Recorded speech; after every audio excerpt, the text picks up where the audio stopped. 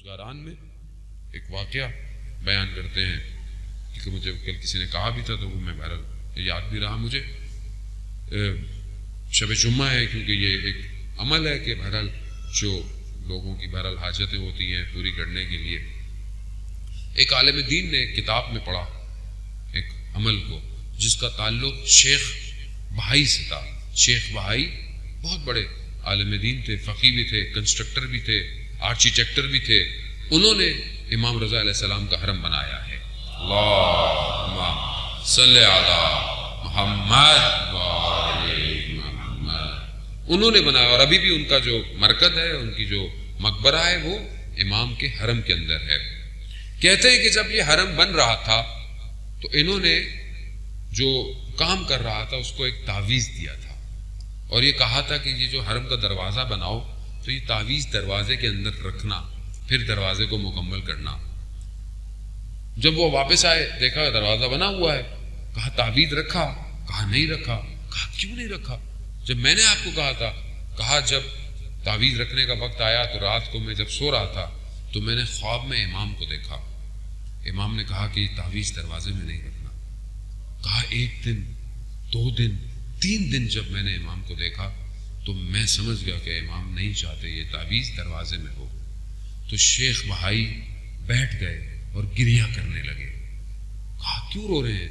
کہا میں نے جو تعویذ بنایا تھا نا وہ تعویذ ایسا تھا کہ کوئی بھی صرف حلال زادہ اس دروازے سے اندر آ سکے گا، کوئی اور نہیں آئے گا، مگر امام نہیں چاہتے تھے.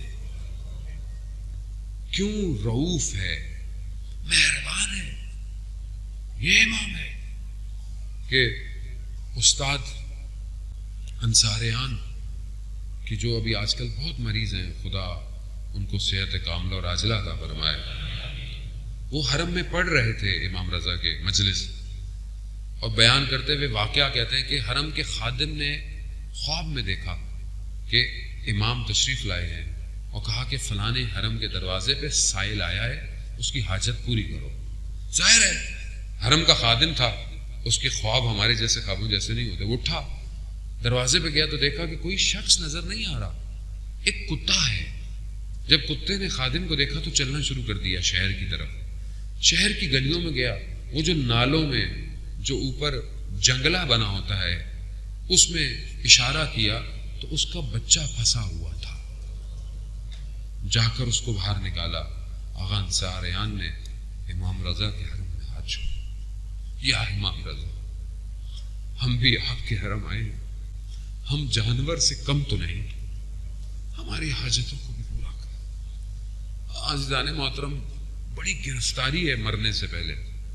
شب جمعہ ہے نا، میں اس لیے یہ بات عرض کر رہا ہوں. قبر بڑی اندھیری ہے. امام رضا روشن کر سکتے ہیں قبر کو، کیونکہ امام نے خود فرمایا جو میری زیارت پہ آئے گا میں 3 جگہ اس کی زیارتوں پہ ہوں گا. 3 جگہ میں زیارت پہ ہوں گا. تو شیخ بہائی سے یہ عمل عالم دین کہتے ہیں کہ میں نے کتاب میں پڑھا کہ یہ ایک عمل لکھا ہوا تھا کہ 10 دن یہ عمل کیا جائے، بدھ سے شروع ہو اور جمعے کو ختم ہو. 10 دن 100 دفعہ پڑھنا ہے یہ فجر کے بعد. یہ عمل کیا جائے. 10ویں دن اگر تمہاری حاجت پوری نہ ہو تو شیخ بھائی کہتے ہیں کہ تم مجھے برا بلا کہنا. عالم دین کی حاجت تھی، انہوں نے پڑھا، 10 دن گزر گئے، حاجت پوری نہیں ہوئی. تو انہوں نے بڑا شکوہ کیا شیخ بھائی سے. کہا کہ دیکھیں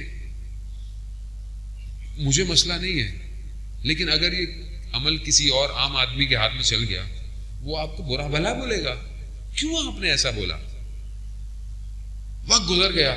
اس عالم کا بیٹا ایک آغائے جنتی ان کے پاس جاتا تھا جن کے پاس روحیں بلانے کا علم تھا. ایک دن بیٹا گھر آیا، کہا میرے فلانے شخص نے کہا ہے کہ شیخ بھائی کی روح نے آپ کو بلایا ہے.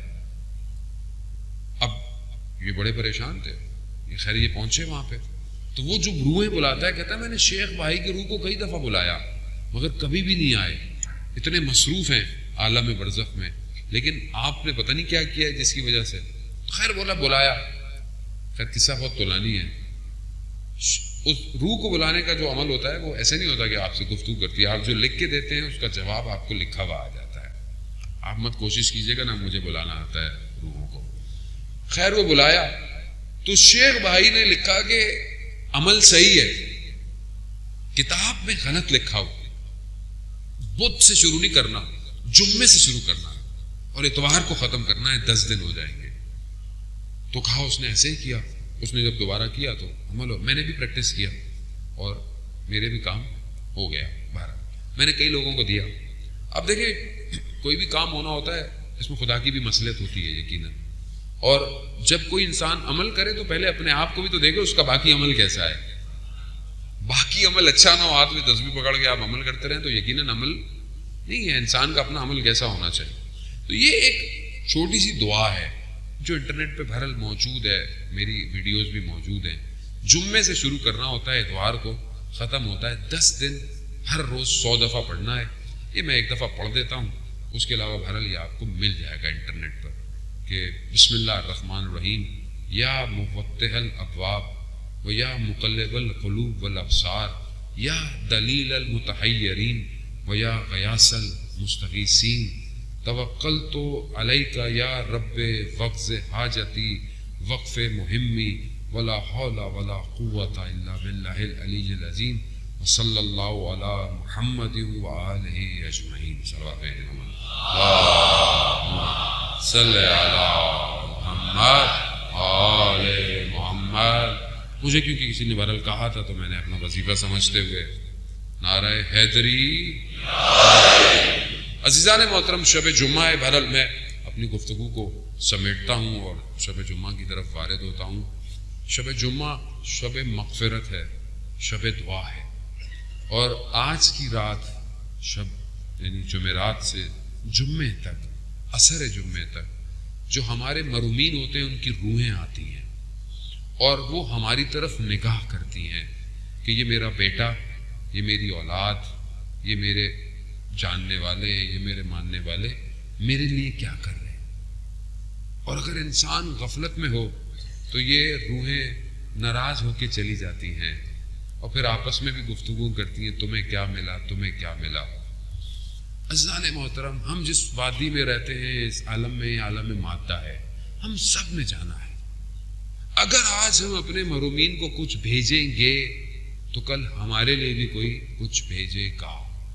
کچھ نہیں کر سکتے تو ایک فاتحہ، کچھ صلوات، کوئی درود، کچھ نہ کچھ ضرور دیا کریں، کچھ نہ کچھ ضرور دیں. اور یہ جب دیں گے تو ان کو اسی کی ضرورت ہے. ان کو آپ اگر آپ کوئی خیر نیک کام کرتے ہیں، حتیٰ آپ کہیں پر کوئی ایک سجدگاہ بھی رکھ دیتے ہیں، لوگ اس پہ سجدے کرتے ہیں، اس کا ثواب بھی انہیں جاتا ہے. کسی کا پیٹ بھر دیتے ہیں بھوکے کا، اس کا ثواب بھی. کسی کو لباس پہنا دیتے ہیں، حتیٰ آپ اگر پتھر کو رستے سے ہٹا دیں کسی کی خاطر کہ نیکی ہے، اس نیکی کا ثواب بھی آپ کے مرحومین کو جاتا ہے.